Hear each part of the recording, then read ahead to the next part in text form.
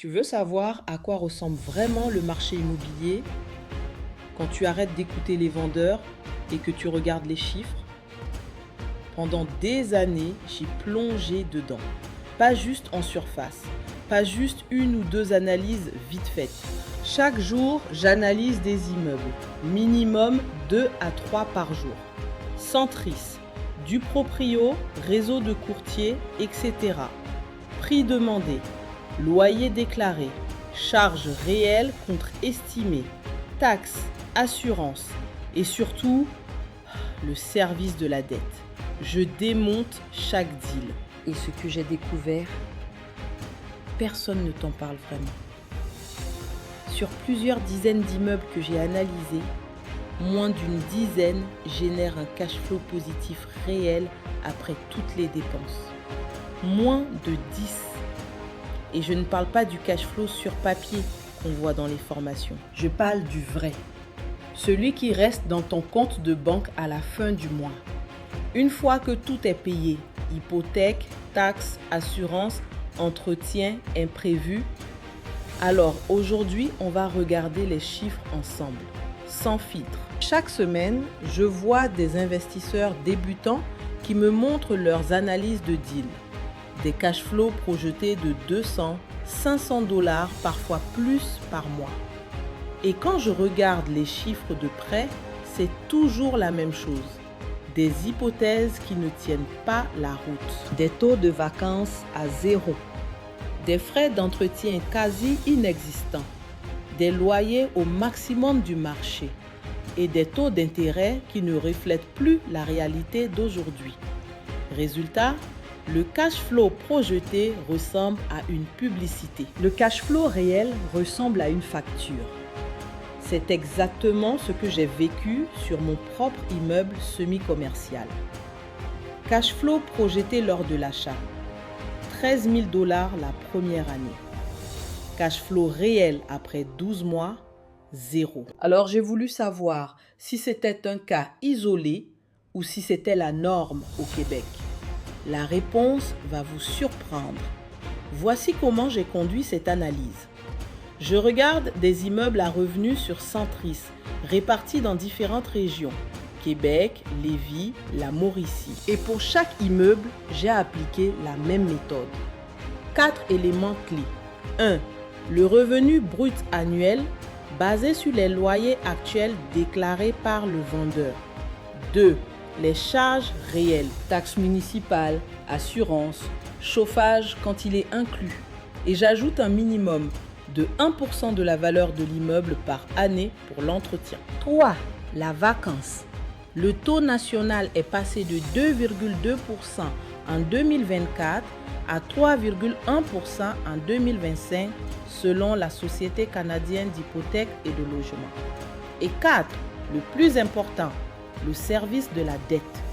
Calculé avec les taux hypothécaires actuels, réels. Ensuite, je compare le revenu net d'exploitation au service de la dette pour obtenir un cash flow conservateur, pas idéalisé, conservateur.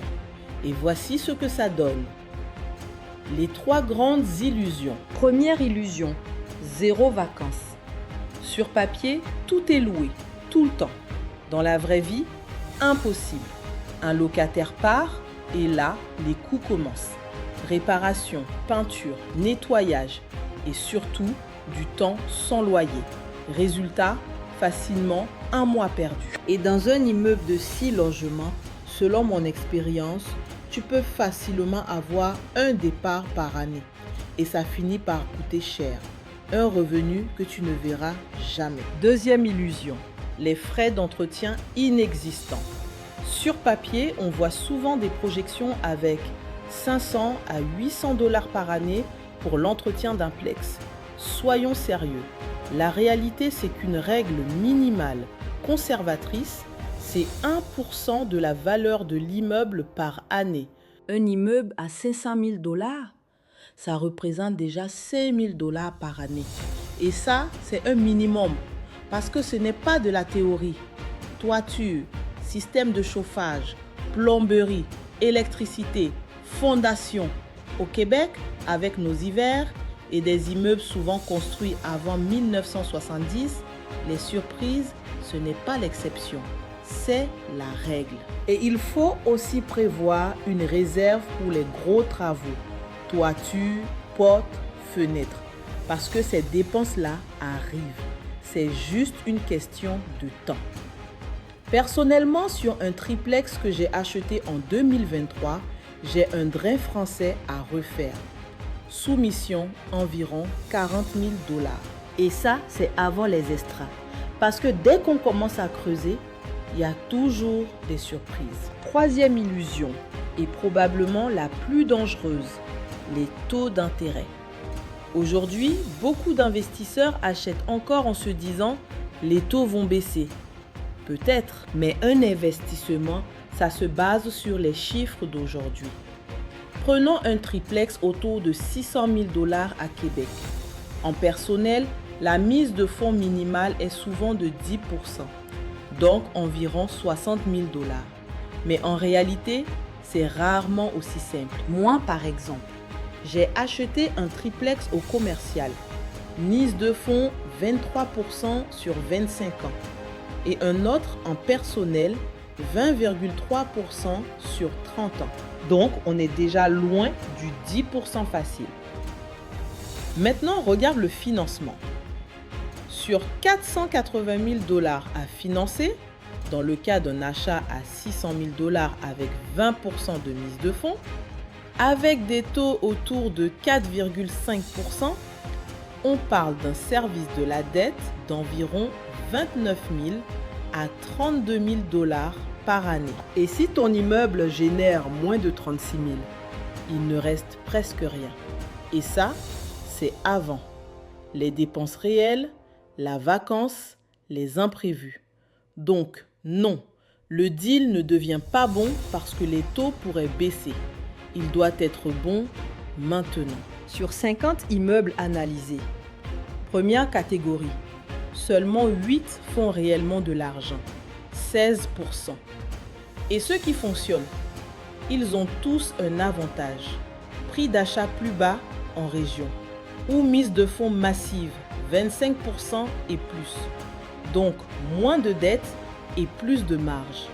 Ce n'est pas de la chance, c'est de la structure. Deuxième catégorie, à l'équilibre. 22 immeubles sur 50, 44%.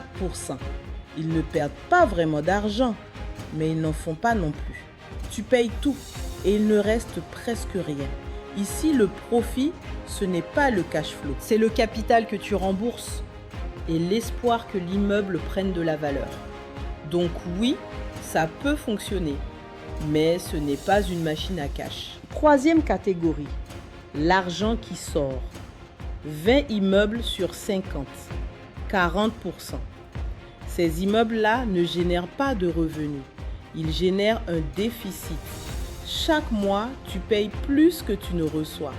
Et pourtant, beaucoup sont présentés avec un cash flow positif. C'est ça le problème. Tu n'achètes pas ce que tu vois, tu achètes une projection. Et parfois, elle est complètement déconnectée de la réalité. Maintenant, il y a une chose qu'on ne dit pas assez. Un cash flow négatif ou neutre, ce n'est pas toujours une catastrophe. À une condition, que tu achètes avec un plan solide, une bonne mise de fonds et la capacité d'absorber les imprévus. Parce que la rentabilité ne vient pas seulement du cash flow, elle vient de 3 leviers. Premier levier, le remboursement du capital. Chaque paiement hypothécaire réduit ta dette. Sur un immeuble de 500 000 $, amorti sur 25 ans, tu rembourses environ 8 000 à 10 000 $ de capital la première année. C'est de l'équité qui se construit automatiquement. Deuxième levier, l'appréciation. Au Québec, sur le long terme, l'immobilier a tendance à prendre de la valeur, surtout dans les zones avec une demande locative stable. Troisième levier, l'indexation des loyers. Avec le temps, les loyers augmentent, notamment avec les références du tribunal administratif du logement. Pendant ce temps-là, ton hypothèque reste stable.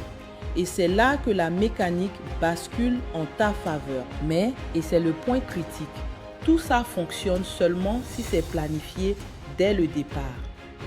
Vacances, réparation, rénovation, imprévu. Si tu ignores ces éléments, aucun cash flow sur papier ne va te sauver. Maintenant, voici la méthode que j'utilise pour analyser un immeuble à revenu au Québec. Simple, mais très strict. Premier point, la vacance. Je ne descends jamais en dessous de 3%. Et dans certains cas, je monte à 5%. Deuxième point, l'entretien. Minimum 1% de la valeur par année et 1,5% pour les immeubles plus anciens. Troisième point, les taux. Je fais mes calculs avec une marge. Au moins 20% au-dessus des taux actuels parce que je préfère être conservatrice que surprise. Quatrième point, les assurances. Je ne me fie jamais au coût du vendeur. Son assurance peut être 2 à 3 fois moins chère à cause de son historique ou de ses protections combinées. En tant que nouvel acheteur, tu vas souvent payer plus cher. Cinquième point, l'inspection. Je choisis un inspecteur avec de bons avis ou je fais la visite avec un entrepreneur. Et surtout, assure-toi que l'inspecteur détient un certificat RBQ et respecte la norme BNQ 3009-500.